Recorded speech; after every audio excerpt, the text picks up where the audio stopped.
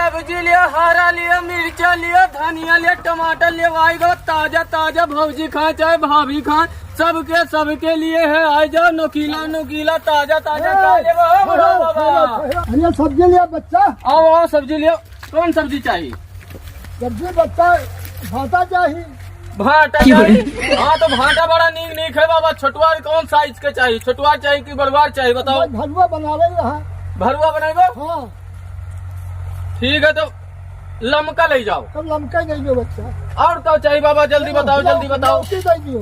लौकी और क्या चाहिए बताओ बताओ। और जो है ये आलू दे दियो। आलू? आलू गोभी।